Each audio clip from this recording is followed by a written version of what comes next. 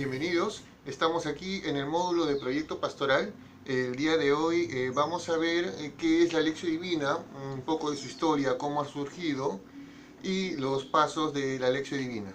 Entonces, empezamos. La Lección Divina es un método, es una metodología de oración que existe en la Iglesia, es muy antiguo.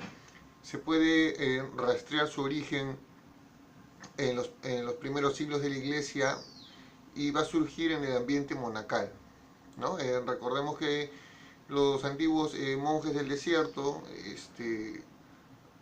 ante el contexto de cómo se vive en las ciudades, ellos para seguir fieles al Evangelio, ¿no? Van a huir, van a salir de las ciudades y se van a instalar en el desierto, ¿no? Es como una especie de movimiento contracultural de la época.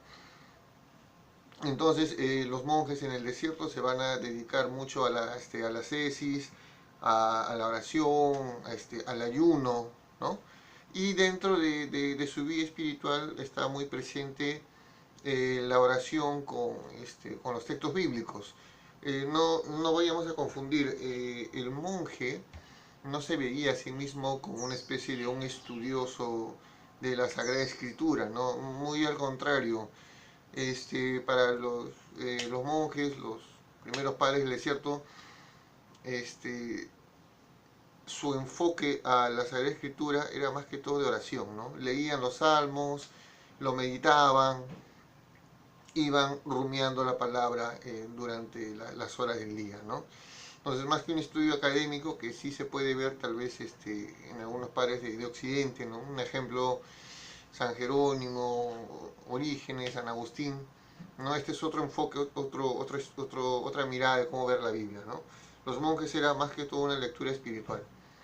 Y en este contexto de ir meditando la Sagrada Escritura, van a surgir dos tipos de oración, ¿no? La primera es una oración de alabanza, ¿no?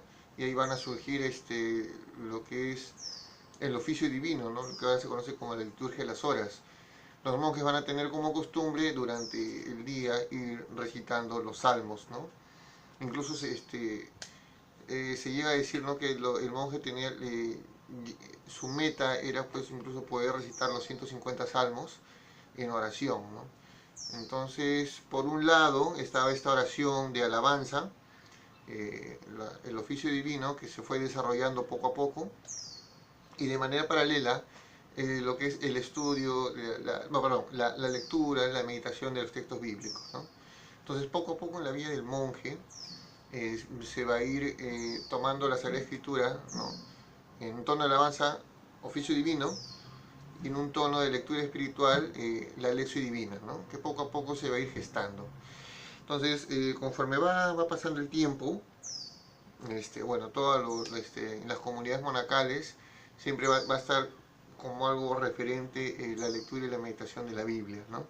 Hasta que llegamos a, por ejemplo, alrededor del año 1150, un monje cartujo llamado Guido va a escribir un pequeño libro titulado la Escalera de los Monjes, en el cual va a proponer 4 pasos esenciales para la lección divina, ¿no? Es como una pequeña escalera en el cual el primer peldaño es la lectura, ¿no? O la lección.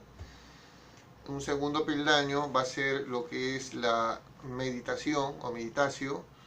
El tercer es este escalón o peldaño viene a ser la oración o oratio en latín. Y el último peldaño, ¿no? El nivel más alto en la oración vendría a ser la contemplación. Recordemos de que, ¿por qué la lección divina acaba en la contemplación? Esto es porque en la espiritualidad del monje, la oración más sublime, la oración por excelencia, es la oración contemplativa. Entonces esto se va a reflejar en su manera de cómo hacer la lección divina, y es por eso que el último paso va a ser la contemplación, que ya más adelante, en estos últimos tiempos, el último paso de la lección, algunos lo toman como el compromiso, ¿no? ¿A qué me compromete la Biblia? Eso ya lo vamos a ir explicando en unos minutos. Entonces, la iglesia, como les decía, se ha ido enriqueciendo con esta metodología de la lección divina, ¿no? Incluso en el siglo XIII, ¿no? Las órdenes mendicantes también tomaron de la vida monacal la lección divina, ¿no? ¿Para qué? Para que esta oración de la lección, esta lectura espiritual de la Biblia, sirva como un punto de partida para el compromiso que tenían pues con los pobres, ¿no? O sea, toda la lección divina también sirvió para que algunas órdenes religiosas pues tuvieran una fuente de espiritualidad. Lo que va a suceder después con la Contrarreforma, el Concilio de Trento, es que como una reacción a los movimientos protestantes que abogaban o creían pues que la Biblia debía estar en las manos del pueblo y muchas veces sin ningún tipo de restricción, sin ningún tipo de ayuda, apelando pues a una inspiración del espíritu para cada persona. Entonces la iglesia va a querer frenar esto y va a poner ciertas restricciones para que la Biblia bueno, sea un poco más difícil. A ver, ¿cómo lo puedo decir?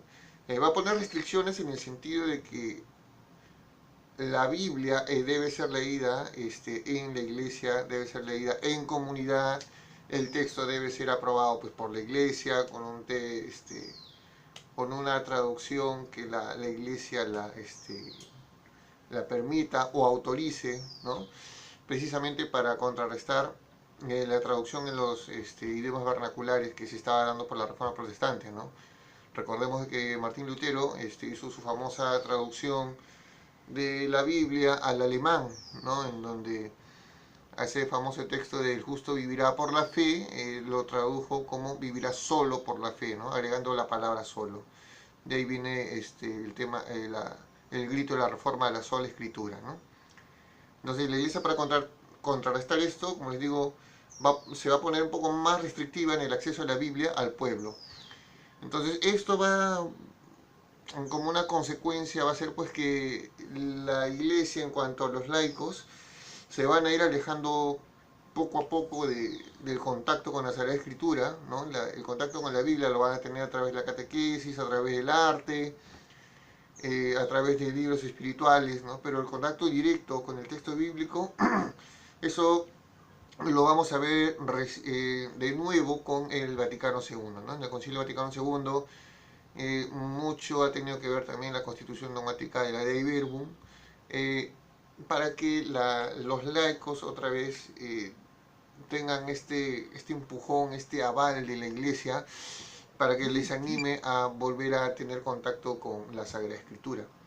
Entonces, lo que estamos viendo es aquí, en esta gran historia de la iglesia, es de que en primer momento la lección divina, la lectura espiritual surge como un movimiento contracultural con los monjes, ¿no? Como un rechazo a la cultura imperante de esa época. Los monjes van a ser muy reacios al tema de lo que es el estudio, a los libros en sí también, ¿no? Solamente para ellos era la Biblia. Vemos como poco a poco este aporte de la lección divina, la iglesia lo ha ido recogiendo, ¿no? En especial algunas órdenes mendicantes, como con la Contrarreforma, como una especie de un freno en cuanto a que los laicos puedan acceder de una manera un poco más libre a la Biblia. Vaticano II va a retomar de nuevo la importancia que los laicos tengan contacto con la Sagrada Escritura, y nos vamos a dar un salto hasta Aparecida. ¿No? Aparecida, que se celebró en el 2007, la quinta conferencia episcopal del episcopado latinoamericano y del Caribe, va a retomar mucho la importancia de la lección divina, ¿no? Especialmente en su numeral 249, va a resaltar la lección divina, los 4 momentos de la lección, ¿no?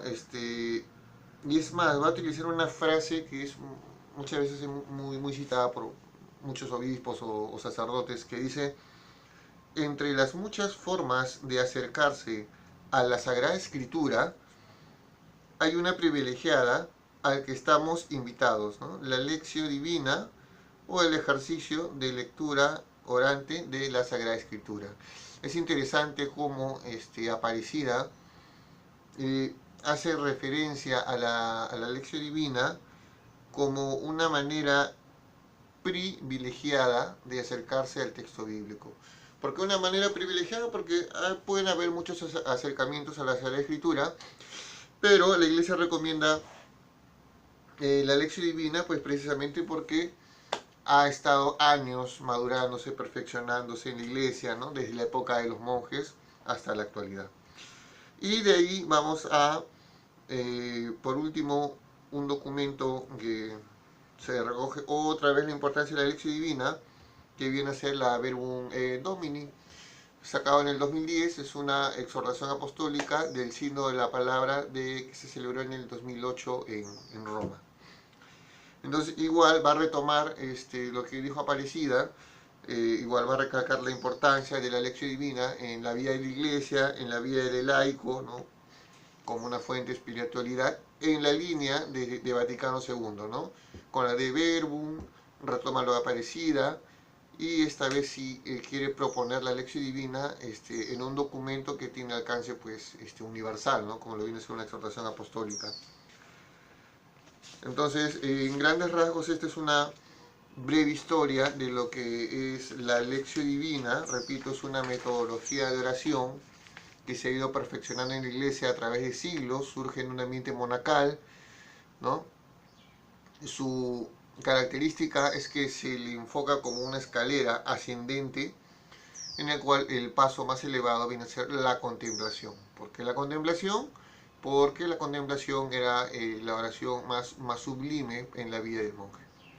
Entonces, en este punto vamos a tocar cuáles son estos 4 pasos de la lección, los mencioné hace un momento, vamos a detallar un poco más qué es lo que significa.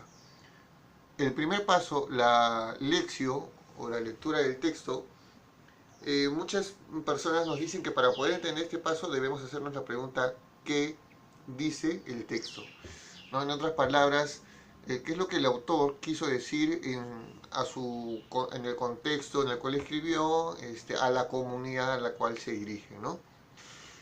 Vendría a ser también un pequeño ejercicio de comprensión de lectura, ¿no? En este paso todavía no trato de encontrar un mensaje para mi persona, solamente es qué dice el texto en su contexto y a la comunidad a la cual se dirige, ¿no? Es recomendable, por ejemplo, si en esta parte de la lección, ver cuál es el tema principal, cuáles son las palabras que más se repiten en el texto, ¿no? Para poder encontrar cuál es la idea central del texto bíblico. Un segundo paso vendría a ser la meditación o meditación. A partir de lo que he leído y he podido entender, de lo que el autor quiso comunicar en su contexto, a su realidad, ¿qué me dice ese texto a mí? ¿No? A mi realidad en mi propio tiempo. ¿O qué nos dice el texto a la comunidad que en ese momento está leyendo ese texto bíblico? Es aterrizar el texto bíblico a la realidad actual, ¿no?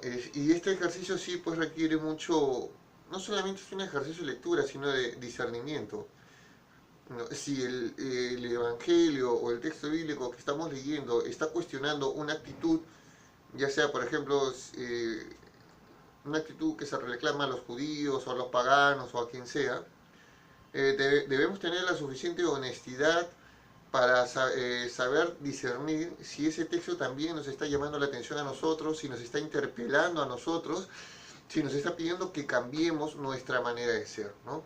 En la meditación es el paso importante porque nos va a permitir saber si el texto bíblico nos está invitando a un cambio. ¿Y qué tipo de cambio? El tercer paso, que es la oración o la oración, es a partir de lo que he leído, a partir de lo que he meditado, ¿no? Y he actualizado a mi realidad, ¿qué le digo en oración a Dios? ¿No? Puede ser en un clima de alabanza, de agradecimiento por todo lo que me ha revelado, por todo lo que me ha dado, de petición, ¿no? Pedirle, Señor, si el texto me está pidiendo que cambie, pedirle, Señor, Señor, dame un corazón nuevo, dame un espíritu que, concédeme tu Santo Espíritu para que pueda transformar mi corazón, para que pueda cambiar. El tema de la oración es un diálogo, ¿no? No solamente pedir, pedir, pedir, pedir. también es un espacio para agradecer, para bendecir al Señor por todas las cosas que nos ha dado. Entonces es un momento libre. La única recomendación es que esta oración, para que esté dentro del marco de la lección divina, es que no se debe apartar de lo que el texto me revela, ¿no? Y por último, el último paso, que es la contemplación, vendría a ser a partir de lo que el texto me ha mostrado, cómo cambia mi visión del mundo. O en otras palabras, eh, a partir de este momento, la realidad yo la voy a mirar con los ojos de Dios, a partir del texto, a partir de lo que el texto me revela. Entonces, esta realidad que la estoy mirando desde los ojos de Dios me tiene que generar un compromiso, ¿no? Por ejemplo, si yo estoy leyendo la parábola del buen samaritano, en la contemplación, el texto, ¿qué es lo que me debe invitar? A que yo pueda reconocer quién es mi prójimo en mi realidad más concreta, aquella persona que más puede necesitar de mí y que no necesariamente puede ser mi mejor amigo, no puede ser la persona que más, con la que más conflicto pueda tener, pero el Evangelio me está diciendo que ese es mi prójimo, ¿no? Entonces, esta contemplación, ver la realidad con los ojos de Dios me debe generar un compromiso, ¿no? Entonces, la contemplación se puede dividir en dos pasos, ¿no? Es mirar la realidad desde los ojos de Dios, y el segundo paso dentro de la contemplación es a qué me comprometo. En algunos lugares la lección divina, el cuarto paso, simplemente lo traducen a el compromiso, ¿no? O el actuar. O en otros lugares la lección divina lo hacen en 5 pasos, ¿no? Porque la contemplación lo dividen en dos, ¿no? El cuarto paso sería contemplar y el quinto actuar, ¿no? La manera en cómo les estamos proponiendo la lección en este diplomado es los 4 pasos clásicos, pero enfatizando que el cuarto paso, que viene a ser la contemplación, va a tener como dos niveles, ¿no? Cómo mi mirada de la realidad va a cambiar desde los ojos de Dios, y el otro, repito, es el compromiso. Entonces, ya hemos visto un recorrido de lo que viene a ser la lección divina. Hemos dicho que es una metodología de oración, ¿no? Hemos explicado los pasos, y algo que sí me gustaría un poco profundizar es que una cosa es cuando yo hago una lección de manera personal, y otra cosa es cuando yo hago una lección de manera comunitaria. Porque cuando yo hago una lección de manera comunitaria, debo tener en cuenta quién es mi público, ¿no? Si es personas, adultos mayores, no sé, pues adultos entre 30 40 años, matrimonios, si son jóvenes, si son adolescentes. ¿Por qué? Porque yo debo tener en cuenta con qué grupo estoy haciendo la lección para saber, en primer lugar, qué tan profundo puedo hacer la lección, qué texto puedo escoger, tal vez si la comunidad con la cual, o el grupo que yo estoy haciendo la lección está atravesando por un momento difícil, tal vez les pueda sugerir un texto bíblico que pueda ayudar a iluminar su realidad. En este caso, el animador bíblico va a tener la función de, pues, guiar, de acompañar en esta oración de lección divina comunitaria, ¿no? Y aquí sí deben tener cuidado, porque cuando uno hace una lección divina en grupo, deben evitar convertirlo en una clase de Biblia, ¿no? Muchas veces se tiene la tentación de que el primer paso, que es la lección, ¿no? Que dice el texto en su contexto, muchas veces se corre el riesgo en convertirlo en una clase de Biblia, ¿no?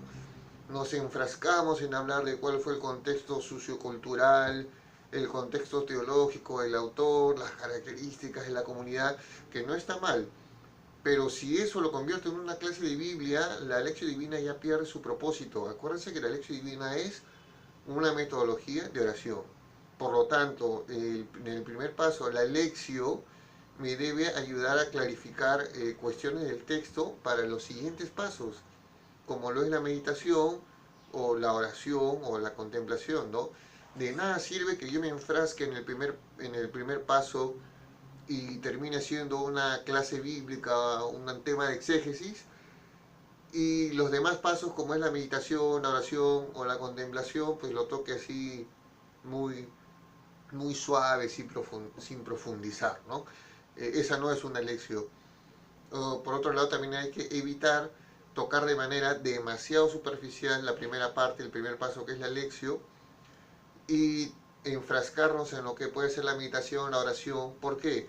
Porque si yo tomo de manera muy superficial o sin mucho análisis el primer paso, me voy a perder de la riqueza del texto, ¿no? Y al no entrar en contacto con el texto de una manera un poco más profunda, entonces la meditación que yo haga va a correr el riesgo que no refleje lo que el texto quise decir. Puedo terminar afirmando o diciendo cosas que el autor en su momento tal vez nunca se le ocurrió. Entonces hay que tener mucho cuidado en no irnos a los extremos. Igual, si yo estoy haciendo si yo o ustedes están dirigiendo una lección, deben proponer o motivar que en la oración, que sería una oración comunitaria, propiciar que cada uno de los participantes pues, puedan decir algo, o a través de un gesto, de una canción, o sea, expresar de una manera también creativa, alegre, lo que Dios nos ha querido revelar en esta sesión de lección divina, ¿no? No hacerlo muy aburrido, muy monótono, es dejar que la acción del Espíritu también se manifieste en la comunidad, ¿no? Y la acción del Espíritu también se manifiesta de manera creativa. Y por último, cuando hagan el paso de la contemplación, hay que evitar, hay que tener mucho cuidado de no espiritualizar demasiado el texto, ¿no? Enfocarnos mucho en el tema de la contemplación, de ver la realidad desde los ojos de Dios, pero simplemente quedarme ahí y que no pueda plasmar un compromiso concreto, ¿ya? O por otro lado, otro riesgo que puede pasar en la contemplación es que de frente yo pueda hacer un compromiso, pero si ese compromiso no se sustenta en una reflexión, en una mirada de la realidad y de los ojos de Dios, puede convertirse en un mero activismo, ¿no? En un hacer cosas, ¿no? Pero que eso no cale, ¿no? Que no sea una manifestación de esa fe, de ese encuentro que hemos tenido con Cristo en su palabra, en esta sesión de lección divina. Entonces, si se darán cuenta, cuando uno hace una lección divina de manera grupal, no solamente debe estar preocupado por lo que el texto le dice a uno, ¿no? Sino saber poder dirigir el momento para que todas las personas puedan tener esta experiencia de lección divina de encuentro con la palabra. Entonces, para esto sí, pues el animador bíblico, tiene que tener ciertos conocimientos previos del texto bíblico, ¿no? Si ustedes van a hacer una lección divina con un grupo, ¿no? Y han escogido, por ejemplo, el texto de la parábola del hijo pródigo, pues tienen que prepararse con anticipación, ¿no? Tienen que leer el texto, informarse, ¿no? En algún comentario bíblico, o los comentarios también que aparecen en la misma Biblia. Un poco es informarse, tener un conocimiento previo. ¿Para qué? No solo para ti, sino para que cuando ustedes puedan dirigir una lección, tengan toda la información necesaria para que en ese momento puedan guiar, ¿no? No es que en ese momento vayan a decir, bueno, ya vamos a buscar, voy a buscar un libro y en este momento con ustedes me voy a poner a buscar, ¿no? Porque igual se pierde el sentido de oración, ¿no? El animador bíblico, la persona que dirige la lección, debe prepararse con anticipación, ¿no? Debe hacer la lección de manera personal con el texto. Y una vez que he hecho la lección divina con el texto, recién ahí puede hacer esa misma lección de manera grupal, ¿no? Solamente así va a poder tener una real comprensión del texto y va a poder hacer un mejor acompañamiento a través del texto bíblico. Entonces, les invito a que de manera ya personal, en sus casas, día a día, puedan ir haciendo este ejercicio de lección divina, por ejemplo, ¿no? Con el Evangelio de la liturgia, ¿no? O con las lecturas de la misa, pueden ir haciendo la lección. Les recomiendo, primero háganlo ustedes, practíquenlo, que sea también una forma habitual de oración en ustedes, ¿no? Porque solamente cuando este método de oración lo hacemos propio, podemos enseñárselo a los demás, ¿no? Otra sugerencia es que si ustedes quieren hacer una lección personal, siempre es bueno tener un cuaderno. Cómprense un cuaderno exclusivo para que hagan su lección divina, ¿no? Que sea su cuaderno de oración. Porque ustedes cuando tengan un cuaderno van a poder hacer, se van a poder esquematizar mejor todas las reflexiones que van surgiendo en los pasos de la lección. Igual al escribirlo, les va a ayudar, ¿no? Pedagógicamente es mejor porque todo lo que pueden tener en ese momento, al plasmarlo, ya va a quedar un registro de eso, ¿no? Este, entonces, con esto creo que ya tienen varias pautas para poder hacer una lección que sea una forma de oración cotidiana.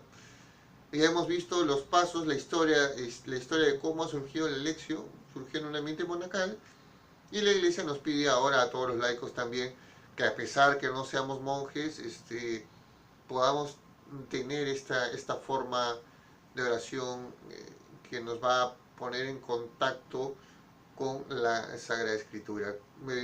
Créanme, se los digo por experiencia personal, no hay mejor forma de entrar en contacto, en sintonía con Cristo, con lo que nos enseña la Iglesia, precisamente haciendo la lección divina, ¿no? Teniendo una lectura orante con los textos bíblicos.